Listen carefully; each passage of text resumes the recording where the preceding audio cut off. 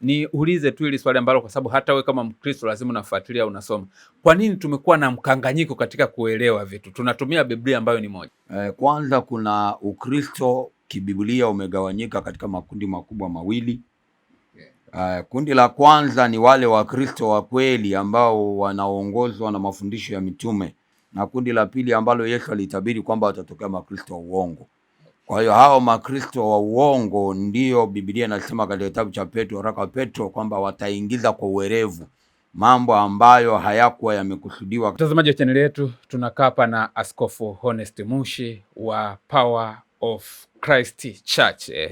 Hapa tupo Segerea, Tabata, Tanzania, kwa sababu tumekuwa na vipindi vingi sana, hasa kutokana na mafundisho ya Ukristo ambao hasa watu wa imani nyingine imekuwa ngumu kutuelewa, kwa sababu akikutana na Mkristo, mimi nikimwelezea tu jinsi ninavyomwamini Mungu, ninavyomwelewa Mungu, akakutana tena na Mkristo mwingine pembeni yangu, anakuta tayari tunapishana. Ndio maana wenzetu wamekuja kututamkia kwamba Wakristo hawamjui Mungu wao, hawajui wanaabudu nini. Lakini katika kuendelea kujifunza, nikasema leo tukae na Askofu Honest Mushi ili tuweze kuelewa, na mada yetu ya leo ni kuhusiana na asili ya uungu. Mungu ni nani? Kwa sababu hivi vitu vimekuwa na mchanganyiko sana. Asili yake ni wapi? Alitoka wapi? Na kwa nini tumekuwa tukichanganya? Je, ni mmoja au ni watatu au ni mmoja aliyegawanyika katika vipande vitatu, tunasema sehemu tatu? Kwa hiyo tutakuwa na mafundisho marefu ambayo yataeleweka sana. Kwa hiyo mwalimu, karibu sana, wasalimia watazamaji, tuingie kwenye kipindi. Bwana Yesu asifiwe. Tunamshukuru Mungu kwa ajili ya siku hii njema ambayo tumepata tena kibali mbele za Bwana kwa ajili ya kuangalia somo ambalo litakuwa ni la muhimu kwetu, maana ndio msingi wa imani. Sawa sawa. Kwa leo tunaangalia somo linalozungumzia asili ya uungu. Maana hapa ndio chimbuko la imani, na imani mbalimbali na mgawanyiko inayotokea inatokana na namna ya kutambua asili ya uungu. Kwa leo tutachambua kujua asili ya uungu, na tutajua kama kweli utatu upo kwa mujibu wa maandiko au utatu haupo. Kile ambacho mitume na manabii walifundisha katika maandiko kilikuwa ni nini hasa? Na kwa nini utatu hautajwi moja kwa moja katika maandiko ya Biblia? Je, mitume waliamini hivyo? Kwa hiyo Biblia au maandiko matakatifu yatatuambia. Labda kabla hatuja dive sana, hatujaingia sana ndani, niulize tu hili swali ambalo kwa sababu hata wewe kama Mkristo lazima unafuatilia, unasoma. Kwa nini tumekuwa na mkanganyiko katika kuelewa vitu? Tunatumia Biblia ambayo ni moja, hata kama wanasema kuna nyingine na vitabu 73, nyingine na vitabu 66, nyingine na vitabu 88, hata kama 100, lakini vitabu tunavyosoma vinakuwa ni vile vile, kitu kinachoandikwa ni kile kile. Kwa nini tumekuwa na mafundisho tofauti tofauti tukitafsiri neno lile lile moja? Moja ya changamoto kubwa inayotokana na utafsiri wa maandiko, kwanza kuna Ukristo kibiblia umegawanyika katika makundi makubwa mawili. Kundi la kwanza ni wale Wakristo wa kweli ambao wanaongozwa na mafundisho ya mitume, na kundi la pili ambalo Yesu alitabiri kwamba watatokea makristo wa uongo. Kwa hiyo hao makristo wa uongo ndio Biblia inasema katika kitabu cha Petro, waraka wa Petro, kwamba wataingiza kwa uwerevu mambo ambayo hayakuwa yamekusudiwa katika maandiko, lakini kwa sababu wana masikio ya utafiti wataingiza kwa uwerevu mambo ya kupotosha. Kwa hiyo asilimia kubwa ya mafundisho na mgawanyiko katika dini inatokana na baadhi ya wale wanayofundisha kweli, na hao ni wachache sana, ni wachache mno, lakini wale wanayofundisha mambo ambayo si ya kibiblia, waliochanganya na falsafa za ulimwengu za Kigiriki na historia za watu za mataifa, Ukristo ukachanganywa na vitu vingi, kwa hiyo ukaondoka katika asili yake. Ndio maana tunakuwa na mkanganyiko tunaoona leo. Sawa sawa, basi moja kwa moja tuingie kwenye somo letu. Basi tunaanza somo letu kwa kutoa introduction kidogo. Ya kwanza, maelezo ya kwanza kabisa ambayo nataka tuanze nayo ni kuhusiana na jina Mungu. Jina Mungu na jina Baba na jina Roho Mtakatifu, majina haya si majina halisi kwa maana ya kwamba ni jina lalotamka kwa nafsi ya mtu, lakini ni majina ya sifa. Biblia inatuambia kwamba Mungu anasema msiabudu miungu mingine, kwa maana ya kwamba iko itwayo miungu. Kwa lile neno Mungu lisichukuliwe moja kwa moja kwamba kuna mtu au kuna anayeitwa Mungu mahali fulani au anayeitwa Baba mahali fulani. Haya makosa kwenye haya majina huwa yanatuletea shida wakati mwingine, ndio maana tunashindwa kuelewa Mungu ni nani. Maana kama Mungu angelikuwa jina lake ni Mungu, Musa aliuliza, wewe Mungu jina lako nani? Maana kama Musa alimuuliza Mungu jina lako nani na Mungu hakukataa, badala yake alijibu kwamba mimi Mungu naitwa fulani. Maana yake ni kuonyesha ya kwamba jina Mungu haikuwa ni jina lake halisi, kwa maana kama wengine wanavyofikiri. Kwa hiyo ukisema ninaomba kwa Mungu, hilo jambo unalosema unaomba kwa Mungu aliendi kokote, kwa sababu alijulikani lilielekee wapi. Lazima useme ni kwa Mungu gani unakoomba. Okay. Kwa neno kama hilo nimewahi kusikia kitu kinaitwa supernatural power, kwamba wanasema nguvu kubwa sana za asili. Sasa inawezekana ni ipi sasa ambayo unaitaka wewe? Sasa mimi nataka nizungumzie habari ya Mungu wa kweli aliyeumba mbingu na nchi na vitu vyote vilivyomo. Mungu ambaye ni Mungu wa historia ya maandiko ya Biblia katika Agano Jipya na Agano la Kale, kutokana na namna tulivyorithi imani yetu kutoka kwa jamii ya Wayahudi ambao mitume na mababa wa imani walitoka huko. Kwa hiyo tutakuwa na msingi wetu mkamilifu katika maandiko bila kutoka nje ya Biblia. Tunaamini Biblia ina maandiko ya kutosha ili tuweze kumjua Mungu. Sasa jambo jingine ambalo nataka kueleza ni kwamba watu wasiomjua Mungu kwa mujibu wa Biblia watapotea.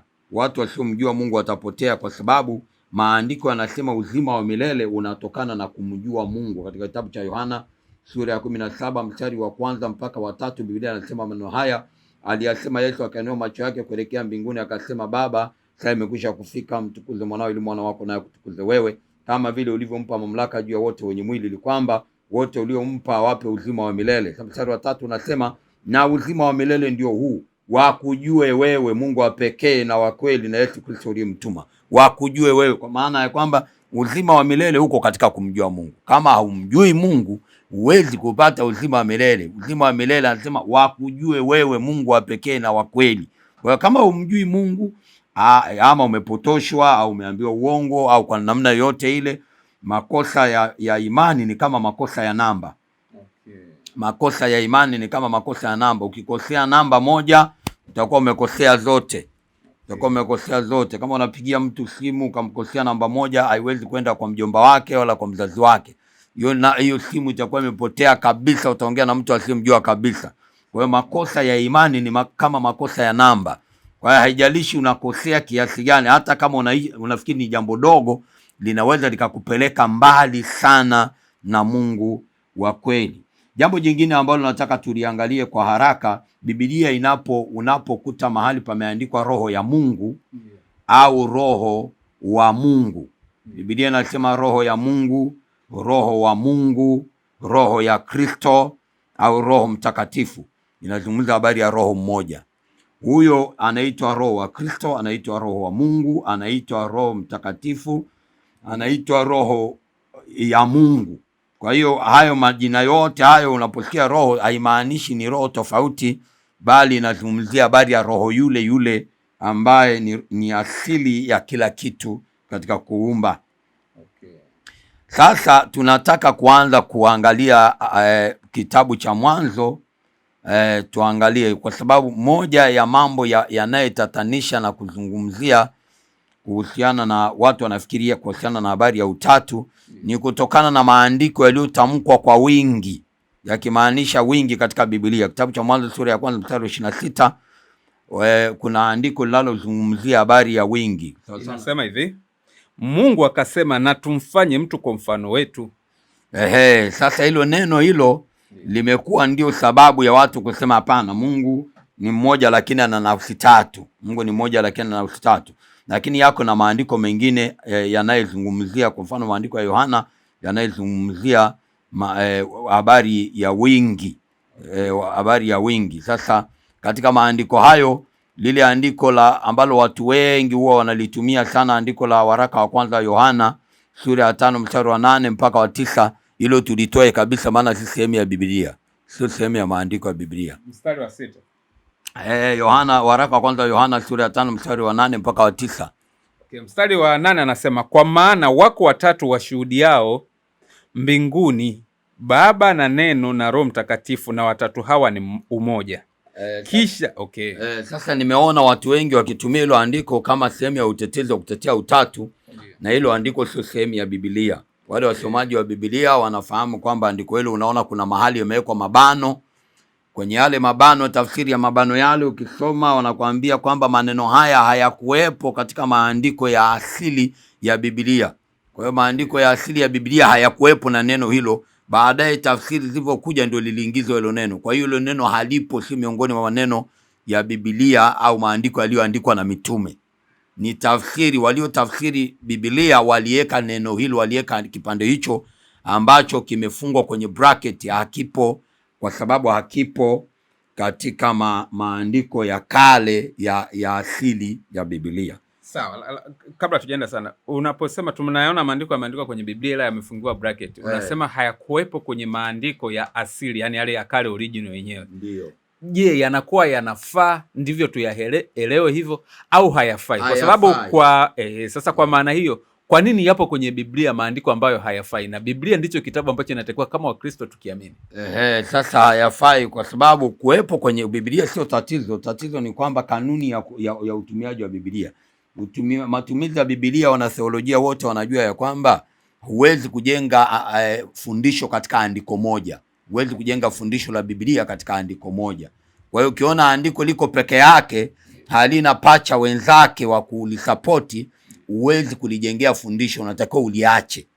Kwa hiyo kuwepo kwa hilo jambo inawezekana ni makosa, lakini hiyo sasa ilipaswa wanatheolojia waliache kulitumia kama sehemu ya kufundishia, kwa sababu halina maandiko mengine yanayosapoti andiko hilo. Sasa mimi nataka tuanzie pale pale kwenye somo letu. Tunapozungumzia asili ya Mungu, tunaanzia pale kwenye Mwanzo sura ya kwanza mstari wa 26 mpaka 28. Hapa ndio kwenye shida, watu wengi wanashindwa kuelewa kwa sababu ya hapo ndio tunaanzia hapo. Mwanzo sura ya kwanza mstari wa 26 mpaka 28. Mungu akasema, na tumfanye mtu kwa mfano wetu, kwa sura yetu, wakatawale samaki wa baharini na ndege wa angani na wanyama na nchi yote pia na kila kiumbe kitambaacho nchini. Mungu akaumba mtu kwa mfano wake, kwa mfano wa Mungu alimuumba, mwanamume na mwanamke aliwaumba. Sasa haya maandiko yanapaswa kuyaangalia kwa makini sana.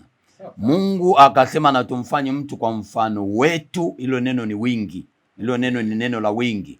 Tumfanye mtu kwa mfano wetu, kwa sura yetu, wakatawale samaki wa baharini na ndege wa angani na wanyama wote na nchi yote pia na kila chenye kutambaa kitambacho juu ya nchi. Mungu akaumba mtu, sio watu. Mungu akaumba mtu kwa mfano wake, kwa mfano wa Mungu alimuumba, mwanaume na mwanamke aliwaumba. Kwa hiyo sentensi hiyo inamalizia na wingi, aliwaumba. Lakini Mungu alimfanya mtu, sio watu. Alimfanya mtu, aliwaumba. Kwa hiyo hapa sasa ndio watu wengi ambapo wanashindwa kuelewa, na mimi nataka nipaweke sawa hapo mahali. Kwa hiyo maelezo haya ambayo Mungu aliyasema katika maandiko haya, kwenye sura ya pili anayatimiza kwa kuyafanya. Anaingia katika kitendo. Hapa amesema kwa maneno, anaingia katika kitendo. Sura ya pili mstari wa 7. Ndio. Sura ya pili mstari wa 7. Bwana Mungu akamfanya mtu kwa mavumbi ya ardhi, akapuliza pumzi, akamfanya mtu kwa pumzi ya uhai, mtu akawa nafsi hai. Sasa hapa tunaona Mungu amefanya alichosema, na tumfanye mtu, hapo kwenye sura ya kwanza. Sura ya pili ametimiza kile alichokitamka katika neno. Kwa hiyo akamfanya huyo mtu. Kumbuka ni mtu na sio watu. Ni mtu na sio watu. Tunapoendelea kusoma, tunasoma ya kwamba Mungu akaona ya kwamba si vyema huyu mtu akawe peke yake. Bwana akasema, mstari wa 18, Bwana Mungu akasema si vyema mtu huyu awe peke yake, nitamfanyia msaidizi wa kufanana naye. Bwana Mungu akamfanyia kutoka katika ardhi, akafanya kutoka ardhi kila mnyama wa msituni na kila ndege wa angani, akawaleta kwa Adamu ili aone atawahitaji. Kwa hiyo tunaona Adamu anapewa kazi ya kufanya wanyama, lakini Biblia inasema mstari wa 21, Bwana Mungu akamletea Adamu usingizi mzito, naye akalala.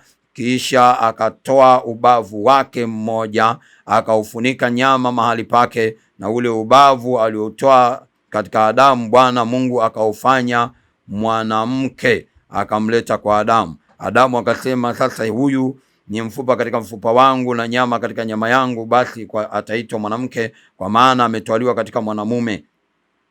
Kwa hiyo mwanaume atamwacha baba yake na mama yake, naye ataambatana na mkewe, na hao watakuwa mwili mmoja.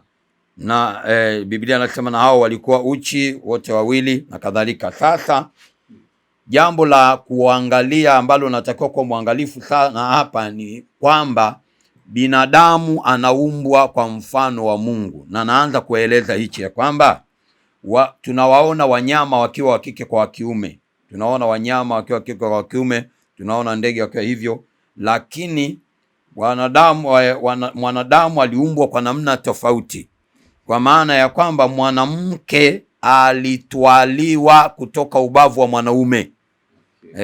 Alitwaliwa kutoka ubavu wa mwanaume. Kwa hiyo kwa ujumla mtu ni mmoja duniani, hatuna watu wawili, japokuwa tuna watu wa jinsia mbili tofauti, tuna mwanamke na mwanaume, lakini ni mtu mmoja. Kwa nini ni mtu mmoja? Kwa sababu huyu Hawa au Adamu alitolewa ubavu wake ndio ukafanywa mwanamke. Kwa hiyo tuna mtu mmoja. Huwezi kumwambia Hawa nenda kaniletee mwanadamu, au kaniletea Adamu akaenda kukuletea Adamu kwa maana ya mwanaume. Yaani huwezi kumtuma mwanamke ukamwambia hebu nenda kaniletee mwanadamu, alafu akaenda kukuletea mwanaume, sio? Kwa nini? Kwa sababu mwanamke ni mwanadamu mkamilifu kama alivyokuwa Adamu, ni sehemu ya mfupa wake na sehemu ya nyama yake. Na hii inazungumzia habari ya mfano wa Mungu na Kristo. Mungu na Kristo, hichi ni kielelezo, na tumfanye mtu kwa mfano wetu. Kwa hiyo namna mwanadamu alivyoumbwa ni mfano halisi wa mahusiano kati ya Mungu na Kristo. Hilo ni jambo ambalo linatakiwa lieleweke, ndio kielelezo. Na Biblia inasema katika sura ya 5 mstari wa 1 na wa 2, Biblia inasema hichi ndio kizazi cha Adamu siku ile ambayo Mungu aliumba mtu, kwa sura ya Mungu alimfanya, mwanaume na mwanamke aliwaumba. Akawabariki, akawaita jina lao Adamu, au Biblia nyingine inasema binadamu, siku ile alipowaumba. Kwa hiyo wote waliitwa binadamu, wote waliitwa binadamu. Hilo jina Mungu ndio alitoa binadamu, kwa sababu wote walikuwa ni mmoja. Ndoa ni kielelezo cha namna Mungu alivyo na Kristo. Ndoa ni kielelezo cha namna ya Mungu, na ndio maana Ukristo una ndoa ya mke mmoja, kwa sababu ndoa ni kielelezo cha Kristo na Mungu.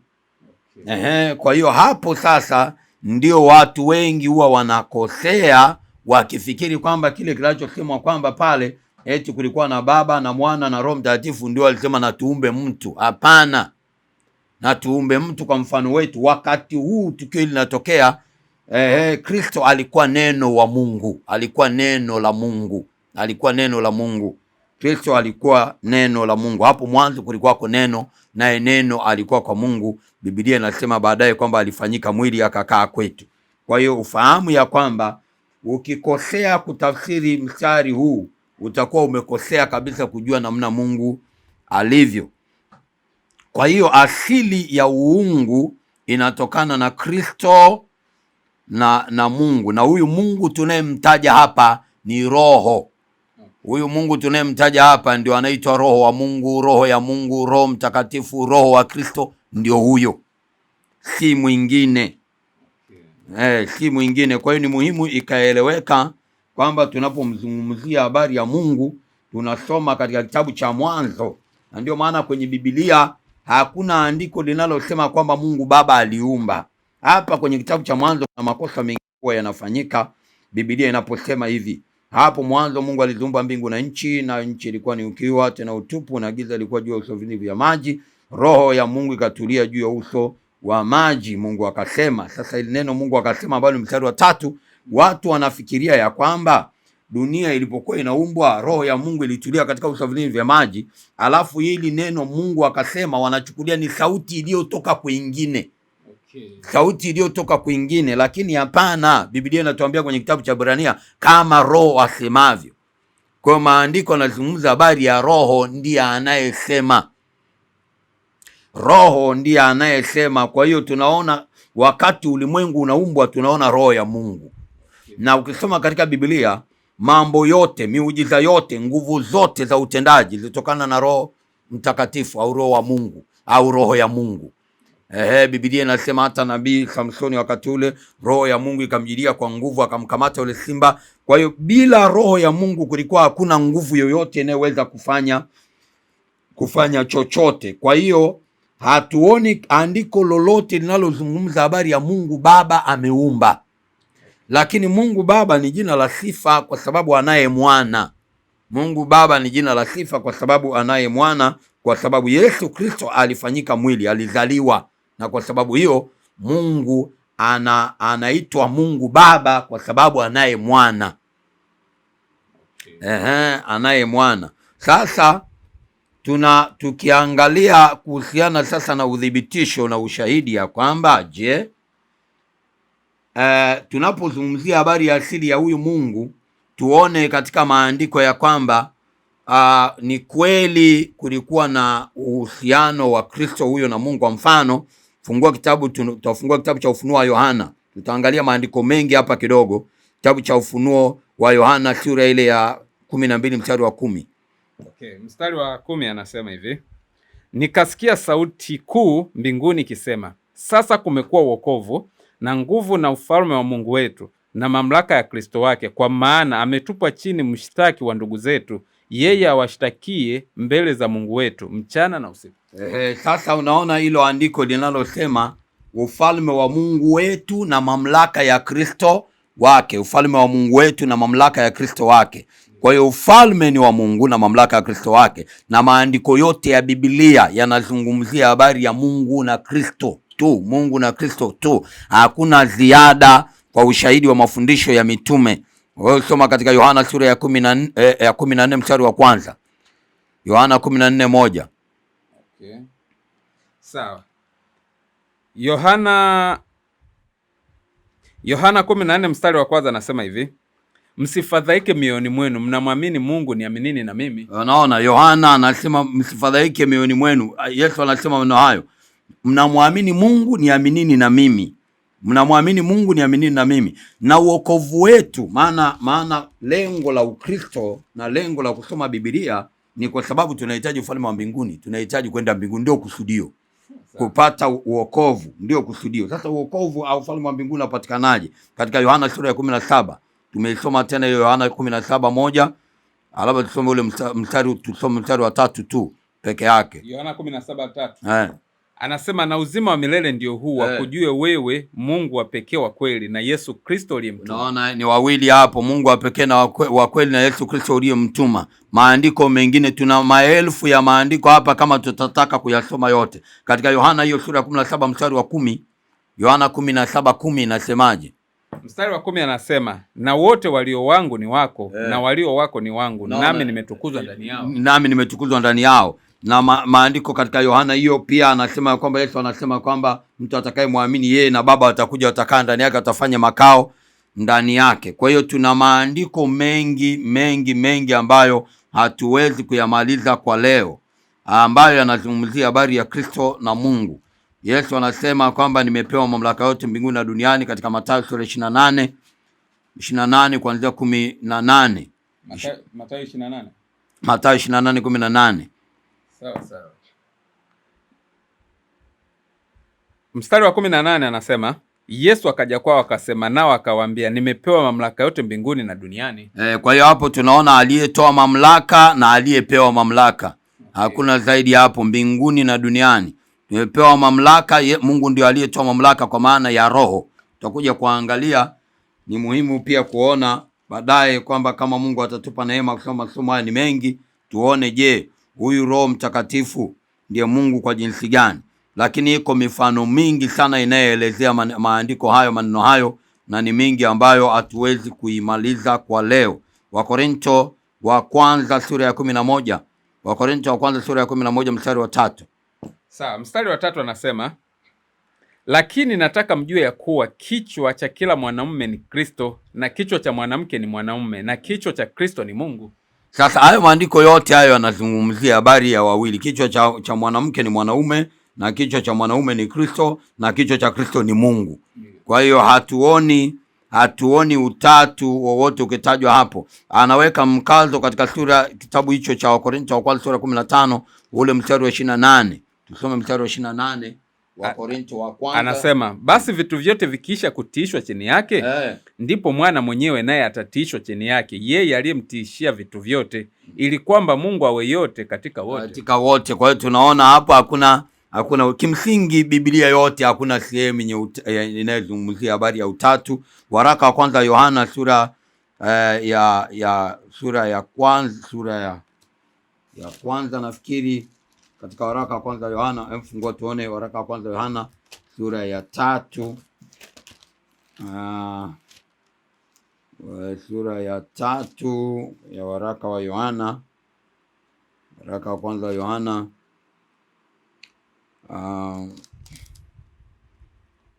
Tuone, ngoja niliangalie hilo andiko.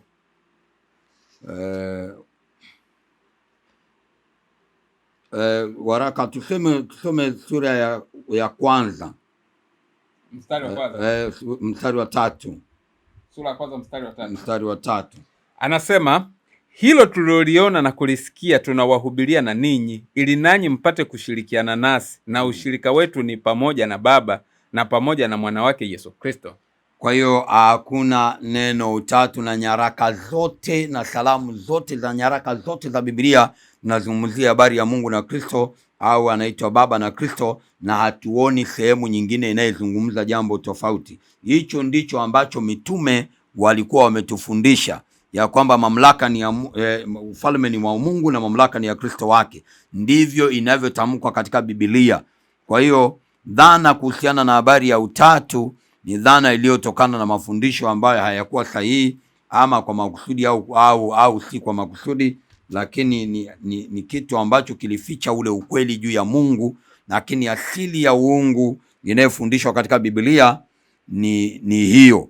Kwa hiyo nilitaka tujifunze wote pamoja neno hilo, na kwa sehemu tumeliona.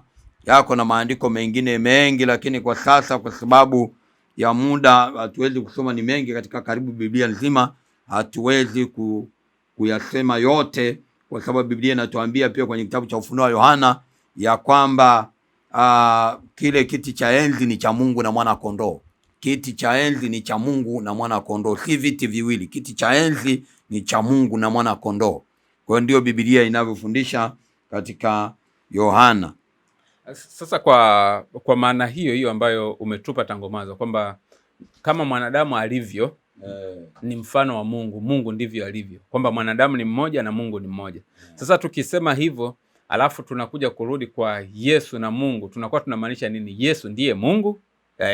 Yesu yupo ndani ya Mungu, yaani akiwepo Yesu ndiye Mungu mwenyewe yupo hapo. Kwa hiyo labda Yesu sasa anaweza akamwomba kitu Mungu, au Mungu anaweza akamwomba kitu Yesu, au hii ikoje? Sasa hiyo iko hivi kwamba Yesu ni Mungu, kama tu alivyo Hawa ni mwanadamu. Vile vile kwa mfano ule pale, kama vile ambavyo unaona Hawa ni mwanadamu alivyo kwa Adamu au kwa mwanaume, kama unavyoona mwanamke alivyo kwa mwanaume. Mwanamke ni binadamu kamili asiye na udhaifu wowote katika ubinadamu wake, sawa sawa na Adamu. Lakini kimamlaka unaona kwamba Hawa yuko chini ya Adamu, kwa sababu ndiye aliyemtoa. Kwa hiyo tunaona Kristo akitoka kwa Mungu. Kwa hiyo Kristo ametoka kwa Mungu. Biblia inasema ametoka kifuani mwa Baba au kifuani mwa Mungu. Kwa maana hiyo ya kwamba utaona baadhi ya maandiko au sehemu ambazo Kristo anamtaja Baba au Mungu kama wa juu zaidi, kama vile mwanamke ambavyo angeweza kumtaja mwanaume kama wa juu zaidi, lakini si katika ubinadamu wao. Lakini katika habari ya mamlaka unaona mwanamke ananyenyekea kwa mwanaume, na ndivyo ambavyo Kristo anaonyesha unyenyekevu kwa Mungu. Sawa sawa. Sasa tunapataga maandiko kwenye Biblia kama wanaoyatoaga ambao watu wanaonyesha kwamba Yesu naye mbona ni Mungu mkuu. Kwa mfano kuna andiko la Tito. Sawa, andiko la Tito linazungumzia kwamba hilo neno kutamkwa Mungu mkuu, lazima ujue kwamba Tito aliyeandika waraka alikuwa anawaandikia wakina nani na kwa sababu gani. Okay. Nyaraka nyingine zimeandikwa juu ya watu ambao walikuwa wanakengeushwa na ibada za miungu. Okay. Kwa hiyo anapotamkwa pale kwamba Mungu mkuu, haikuwa baina yake yeye na Mungu kwa maana ya roho, ilikuwa ni baina yake yeye na watu walioabudu miungu mingine. Kwa hiyo huyo mtu mwandishi akaandika kwamba Yesu ni mingine. Okay. Ndicho kilichomaanishwa katika maandiko hayo. Okay. Sawa sawa. Sasa tunaendelea na kuhusiana na uungu wa Yesu. Yeah. Ndio. Sasa kwa habari ya uungu wa Yesu, kama nilivyokuambia kwamba asili yake ni hiyo, na kitabu cha Wafilipi, maandiko ya kitabu cha Wafilipi sura ile ya pili kuanzia mstari wa 5, Biblia inatuambia kuhusiana na habari ya asili yake. Iweni na nia hiyo hiyo ndani yenu, ambayo ilikuwamo pia ndani ya Kristo Yesu. Yeah. Ambaye yeye mwanzo alikuwa yuko na namna ya Mungu, naye hakuona kule kuwa sawa na Mungu kuwa ni kitu cha kushikamana nacho. Alikuwa yuko sawa na Mungu. Hapo mwanzo huyu alikuwa yuko sawa na Mungu kabla hajaja kwetu akavaa mwili, kama inavyotuambia katika waraka wa Yohana, katika Injili ya Yohana, maandiko yanasema kwamba akaja kwetu akatoa mwili au akavaa mwili akafanana na wanadamu. Kwa hiyo hapa Biblia inatuambia kwamba mwanzo yeye alikuwa yuna namna ya Mungu. Ndio maana Yesu anasema, unitukuze kwa utukufu ule niliokuwa nao pamoja nawe kabla ya kuwekwa misingi ya ulimwengu. Okay. Sasa maandiko yanavyozungumzia habari ya kwamba Yesu anarudi, au maandiko yanavyosema kwamba Yesu anasema ninarudi kwa Baba, watu wengi wanafikiri kwamba anarudi kwa Baba kwa maana ya nyumbani kwa Mungu. Ndiyo. Lakini wanasahau ya kwamba asili yake ilitoka wapi. Okay. Biblia inapotuambia kwamba yeye mwenyewe mwana atajitiisha, ukienda mbinguni hauwezi kumkuta Mungu amekaa kule na Yesu amekaa kule. Ukimrudisha mwanadamu katika asili yake ya mwanzo, hauwezi kuwaona wawili. Hautawaona wawili, maana ubinadamu wao ni mmoja. Hautawaona wawili, na ndio maana Biblia inasema, kwa sababu jambo hilo ni kielelezo, ndoa ni kielelezo. Biblia inasema, Yesu anafundisha, anasema hata wamekuwa si wawili tena, bali ni mwili mmoja. Kwa hiyo maandiko hapa yanazungumzia kwamba Yesu alikuwa yuna namna moja na Mungu. Kwa hiyo Yesu anaupata uungu wake katika asili yake kule alikotoka. Okay. Sawa sawa. Lakini sasa wakati tunasema hivyo kwamba, kwa mfano ile andiko hapa tumesoma kwamba ile kuwa sawa na Mungu hakuona kwamba labda ni kitu cha kujivunia. Okay. Kwa hiyo Yesu alikuwa sawa na Mungu. Sasa kama walikuwa sawa, kwa nini tunaonaga kuna mkubwa na mdogo? Ni kama vile tunavyoona kwamba Adamu kwa maana ya mwanaume alikuwa sawa na mwanamke, kwa sababu Hawa alikuwa sehemu ya ubavu wake. Hawa alikuwa sawa kabisa. Hawa alikuwa sehemu ya ubavu wake kabisa. Kwa hiyo sasa alipotoka kwenye ule ubavu, huyo aliyetoka akawa mnyenyekevu kwa Adamu. Kristo ametoka kwa Mungu. Na inaandika vizuri, ni kwa sababu ya muda, lakini inaandika vizuri katika mfano, maana Agano la Kale ni mfano ambao unazungumziwa katika Agano Jipya. Tunaposoma kwa habari ya Danieli kwenye ndoto ya Nebukadreza, anasema aliona jiwe likiwa limeshuka kutoka mbinguni, jiwe ambalo limeguka kutoka mbinguni pasina mikono ya mwanadamu, yaani alikuchongwa kwa mikono ya mwanadamu. Ile jiwe likaja duniani na likaongezeka, likawa ukubwa, baada ya kuivunja ile sanamu likawa kubwa, likaujaza ulimwengu wote. Hicho kisa kinazungumzia habari ya Kristo. Okay. Na maandiko yanasema ni kama kitu kilimeguka. Biblia inasema hivyo, maana anasema jiwe ambalo alikuchongwa kwa mikono ya mwanadamu, lakini lilitoka kwenye mwamba fulani likaja duniani. Kwa hiyo Kristo ametoka kwa Mungu. Kwa hiyo tunapoupata usawa wa yeye na Mungu, na kwa nini yeye ananyenyekea, ni kwa sababu alitoka kwa Mungu. Kama vile unavyoona mwanamke inamfaa anyenyekee kwa mwanaume. Tumesoma hilo andiko ya kwamba Kristo ni kichwa cha mwanaume na mwanamke, na mwanaume ni kichwa cha mwanamke. Kwa hiyo mwanamke ananyenyekea kwa mwanaume. Kristo ananyenyekea kwa Mungu, ndivyo ilivyo. Sawa sawa. Na kuna andiko lile ambalo watu wanasemaga wanapozungumzia hata utatu, wanasema Yesu mwenyewe alisema nendeni mkawabatize kwa jina la Baba, Mwana na Roho Mtakatifu, wakisema kwamba ili andiko linaonyesha hawa watatu wote, ili ubatizo utimie lazima wawepo wote watatu. Alafu hawa watatu kwa sababu wao ni kitu kimoja. Na wanasema kwa mfano, kwa kujidhihirisha Yesu mwenyewe alivyokuwa anabatizwa,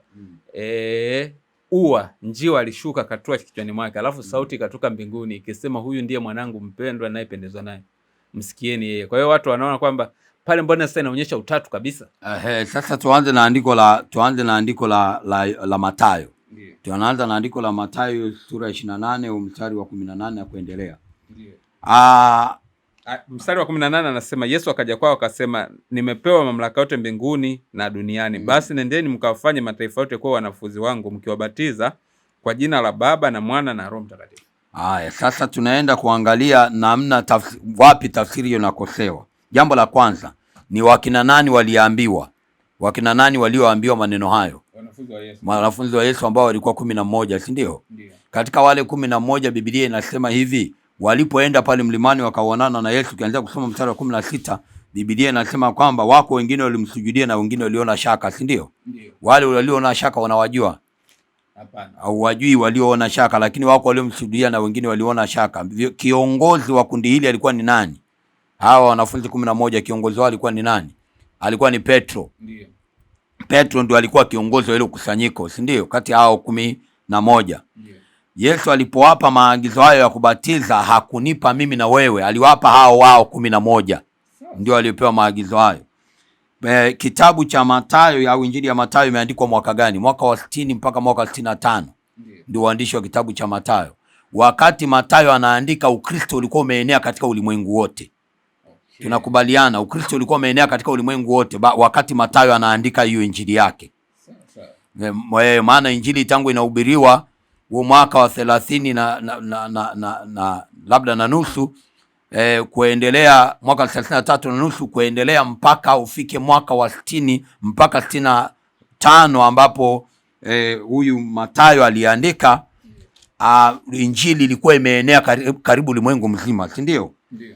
Sasa Yesu aliwaambia maagizo hayo, lakini akawaambia wasiondoke Yerusalemu mpaka watakapovikwa uweza kutoka juu. Si ni kweli? Ndio.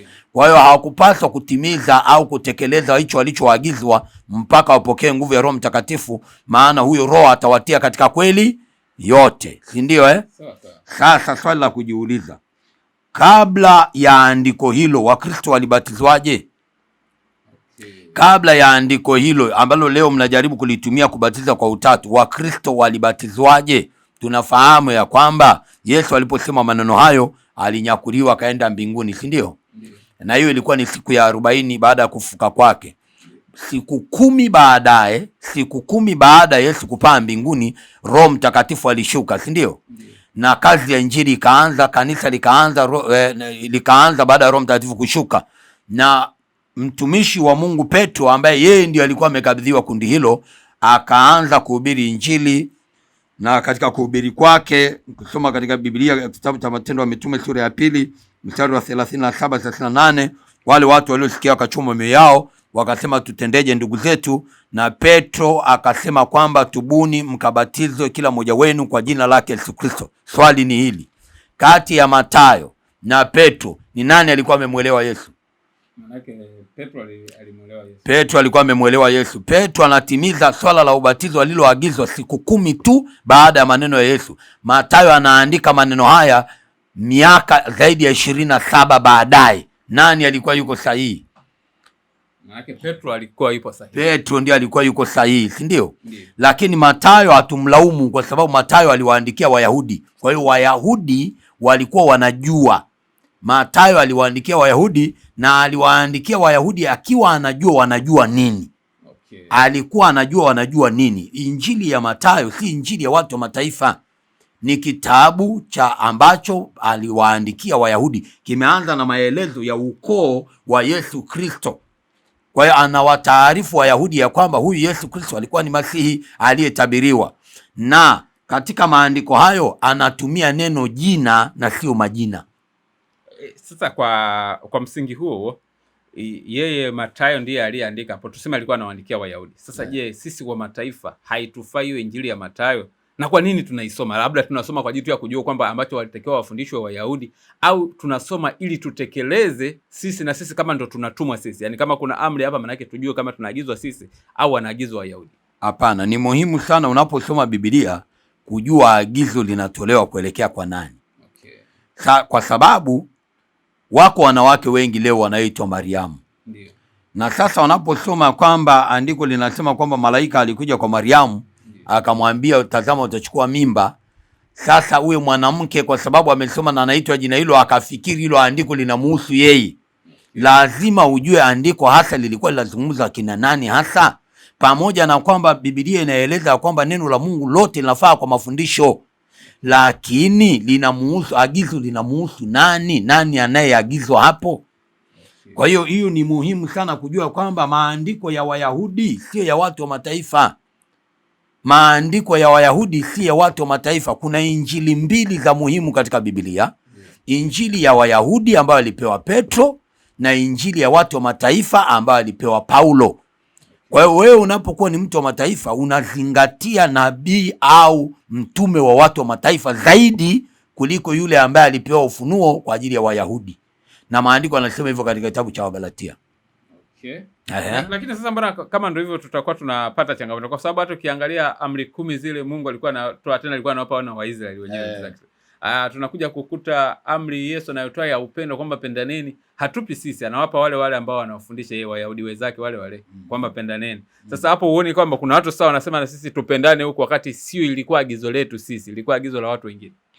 Biblia inasema hivi, kwa mfano mafundisho ambayo Yesu alifundisha yale mafundisho akaagiza yapelekwe katika ulimwengu mzima. Aliwaamuru wale waeneze mafundisho hayo au injili hiyo katika ulimwengu mzima.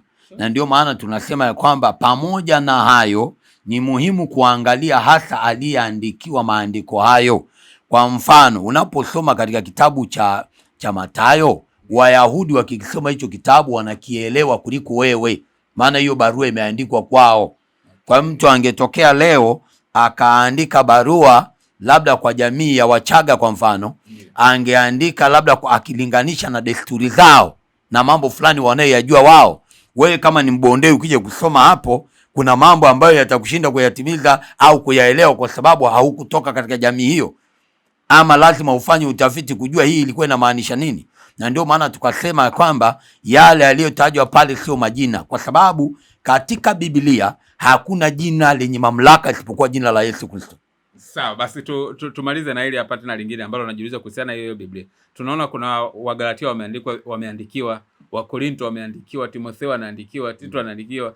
Kwa nini sasa sisi tuanze tena kuchukua hivyo vitu? Kwa mfano vitu vya Wakorinto kuna watu wanatuleteaga sisi. Wanakuambia hiyo ndio ni waraka kwa ajili ya Wakorinto, lakini tunapewa sisi. Unakuta kitu wameandikiwa Walawi tunapewa sisi. Lakini sisi ukisema hivyo kwamba vile vitu pale labda wale walioandikiwa ndio wanaelewa zaidi kuliko sisi, mbona bado huwa tunatimiza sasa vile vitu ambavyo wameambiwa Wakorinto tunafanya sisi? Sasa ndio labda niliweke hivi. Ndio. Wameambiwa Wakorinto mnafanya nyie. Ndiyo. Lakini ni muhimu sana kwa sababu Roho Mtakatifu asipoliongoza kanisa mtaingia katika upotovu mwingi. Mtaingia katika upotovu mwingi. Ni kwa mfano wale wanaohubiri injili leo na kushika amri 10. Okay. Ni makosa kufundisha amri 10 au desturi za Wayahudi ndani ya kanisa la watu wa mataifa. Okay. Ni makosa kufundisha hivyo, lakini watu wanajaribu kwenda na vyote viwili, kwamba unaweza ukawa mwenye haki kwa kushika sheria na wakati huo ukapata neema. Msamaha hauna maana kwa mtu aliyekamilisha kifungo chake. Sawa. Msamaha hauna maana yoyote. Uwezi mtu ambaye amemaliza kifungo ukamwambia unamsamehe. Hiyo ina maana gani? Kama kwa njia ya sheria tunaweza tukawa wenye haki mbele za Mungu, basi kuna sababu gani ya kusema kwamba tunahitaji msamaha wa Mungu kwa njia ya Kristo? Sawa, na nafikiri labda kama kuna kitu cha kuendelea tuendelee mbele, lakini kwa ambayo nilikuwa nataka kuhojiana kwa hapa nimemaliza. Sasa hapo umemaliza. Yeah. Lakini kwa sababu ili tusiyafanye yawe mengi tu, mafundisho mengi ambayo ni ya tofauti kidogo kulingana na uongozi na neema Roho Mtakatifu alivyotujalia. Yeah. Lakini jambo la muhimu sana ambalo nitamani tulielewe kwa kina ni kwamba hakuna utatu kulingana na maandiko ya Biblia. Hakuna utatu kulingana na maandiko ya Biblia. Taarifa zote, na mimi nataka kuhitimisha kwa kujaribu kuonyesha maandiko ya nyaraka za mitume yalavyo. Salamu kwa nyaraka zote za mitume, na nitasoma hapo walau chache zinasema nini, wanatuambia nini. Katika waraka wa mtume Paulo kwa Warumi, waraka wa mtume Paulo kwa Warumi, tunataka tusome tu salamu zinasemaje kwenye sura ile ya kwanza na ule mstari wa 7. Sura ya kwanza mstari wa 7 unasema, kwa wote walioko Rumi, wapendwao na Mungu, walioitwa kwa watakatifu, neema na iwe kwenu na amani itokayo kwa Mungu Baba yetu na kwa Bwana wetu Yesu Kristo. Kwa hiyo ni kwa Mungu Baba yetu na kwa Bwana wetu Yesu Kristo. Ukienda kwenye kule tuliangalia nyaraka za Yohana tukakuta nasema hivyo hivyo, lakini ukienda kwenye Wakorintho wa kwanza sura ya kwanza utakuta hivyo kwenye mstari ule wa 3, neema na iwe kwenu na amani tokazo kwa Mungu Baba yetu na kwa Bwana wetu Yesu Kristo. Ukienda sasa utafikiri kwamba hawa walimsahau mmoja, walimwacha kama walimwacha mmoja nyuma. Na watu wanafikiria kwamba eti labda Roho Mtakatifu tu kwa sababu alitamkwa kuwa msaidizi basi ni mdogo, lakini katika makosa ambayo Biblia inaeleza ni makosa ya juu kabisa ni kumkufuru Roho Mtakatifu. Hata Yesu anasema ya kwamba ukimkufuru Roho Mtakatifu hautasamehewa. Hebu tuone andiko moja nikiwa nahitimisha kwenye kitabu cha Mathayo sura ya 24 ya kitabu cha Mathayo. Mathayo 24 mstari wa 36. Okay, sawa. Mstari wa 36 Mathayo 24 anasema hivi, lakini kuhusu siku ile na saa ile hakuna ijuaye, hata malaika walio mbinguni wala mwana ila Baba peke yake. Sasa unaona hata malaika walio mbinguni wala mwana ila Baba peke yake. Sasa Biblia hapo imeshasema kama si pamoja na Kristo, Baba yuko peke yake. Baba yuko peke yake. Anasema ila Baba peke yake. Sasa ingelikuwa kwamba Roho Mtakatifu ni mmoja mwenye uhusiano katika uungu ule, angeachaje kutamkwa katika mambo makubwa kama hayo? Kwa hiyo ni lazima ufahamu ya kwamba Yesu anasema kwamba yeye hajui, na ndio maana Kristo anasema walio wangu ni wako na walio wako ni wangu. Haizungumzi habari ya utatu. Hakuna maandiko yanayozungumzia habari ya utatu. Na hizi nyaraka zote nenda kajaribu kusoma, kila salamu katika waraka wote itakuwa inakuzungumzia au inakuambia habari ya Kristo, habari ya Kristo na Mungu.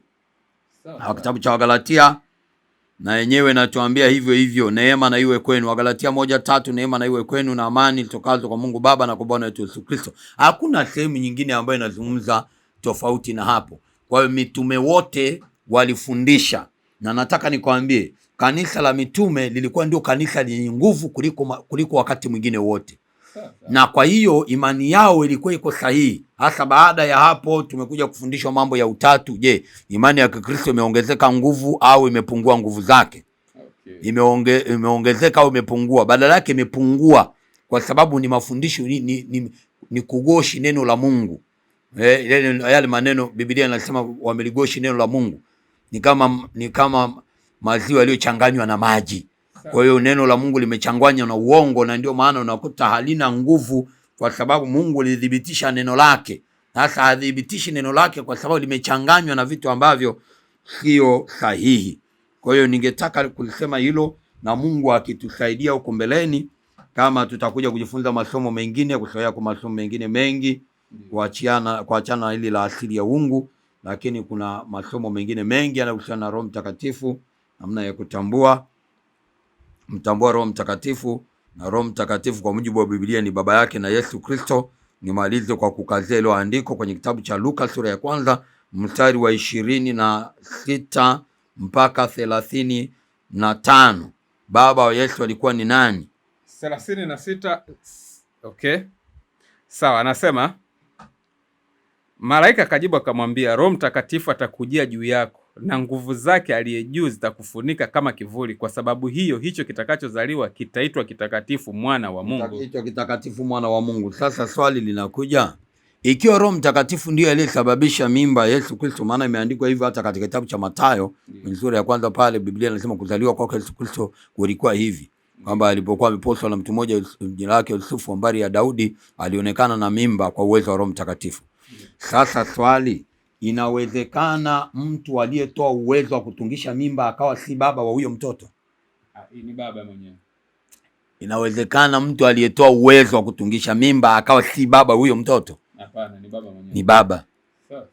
Ni baba. Kwa sababu hiyo yule ambaye Yesu anamuita baba ni huyo aliyetungisha hiyo mimba, kwa sababu Mariamu hakuwa anamjua kwa sura, lakini alitaka kumjua. Roho Mtakatifu, Biblia inasema malaika anamwambia ni Roho Mtakatifu atakujilia juu yako. Yesu akimuuliza mama yake kwa mfano, baba yangu nani? Atamjibu nani? Malaika amemwambia baba yake ni nani? Roho Mtakatifu, si ndio? Maana Roho Mtakatifu atakujilia juu yako, utatungishwa mimba. Kwani akimuuliza mama baba anaitwa nani? Atamwambia nani jina lake? Roho Mtakatifu. Anamwambia Roho Mtakatifu. Kwa hiyo na ndio maana Yesu anasema ya kwamba Roho yuko juu yake, amemtia mafuta. Roho yuko juu yangu, amenitia mafuta. Unaona, anamheshimu na kumtukuza. Anasema mtu atakayemkufuru mwana wa Adamu atasamehewa, lakini yoyote atakayemkufuru Roho Mtakatifu hatasamehewa dhambi hiyo kabisa, katika ulimwengu huu na katika ulimwengu ujao. Sawa mwalimu, nakushukuru sana. Tumekuwa na kipindi kizuri, labda kama una neno la kuongea na watazamaji tumalize. Neno la kuongea na watazamaji, na washukuru kwa kunisikiliza, lakini kwa sababu tuna vipindi vingi kwa neema ya Mungu ambayo tutujalia, tuendelee kujifunza mambo mengi yanayohusiana na Ukristo. Lakini pia wale walimu ambao wapo, tuna walimu wengi. Mimi kwa sehemu naamini ya kwamba Wasabato si wa Kristo. Hata pia wako Wasabato ambao wanaweza wakajitetea kwamba wao ni wa Kristo. Sasa tuangalia Biblia inawasemeaje, kama inawataja wao kuwa ni wa Kristo. Na kwa mujibu wa sheria kuishika Sabato, najua hakuna msabato anayeshika Sabato. Hakuna msabato anayeshika Sabato kwa maana ya kile kilichoandikwa katika Biblia. Kwa Biblia iliwataka wasiondoke kabisa mahali walipo, na hakuna andiko linalotaja Sabato kwamba ni siku ya kuabudu. Badala yake ni siku ya kupumzika, na kupumzika sio kuabudu. Kupumzika sio kuabudu, na Biblia inasema Sabato ni siku ya kupumzika. Na ukitaka kujua kwamba haikuwa siku ya kuabudu, maandiko yanaonyesha wazi kwamba hata Mungu mwenyewe alipumzika siku ya saba. Kama alipumzika na Sabato ikawa ni siku ya kuabudu, yeye alikuwa anamwabudu nani?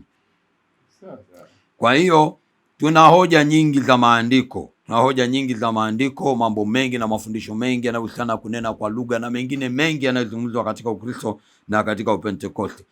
Kwa hiyo wale walimu au wanazuoni ambao watakuwa na uwezo wa kujibu hoja, na si kwa lengo la kubishana, ni kwa lengo la kwenda katika mtiririko wa kweli, watakaye kuwa na uwezo wa kujibu hoja, basi tutakuwa nao, tuweza tukaeleweshana vizuri. Na sisi tuko tayari pia kupokea sehemu ya yale ambayo huenda wamefunuliwa watu wengine na sisi hatukufunuliwa, lakini tunaamini katika haya tuliofunuliwa ya kwamba tuko katika njia iliyo sawa sana. Niwashukuru wote ambao wananitazama, niwatakie siku njema na Mungu awabariki. Kama tumeacha na yetu kwa mara ya kwanza, tafadhali subscribe au kwanza kupata kila video tunakuwekea. Asante.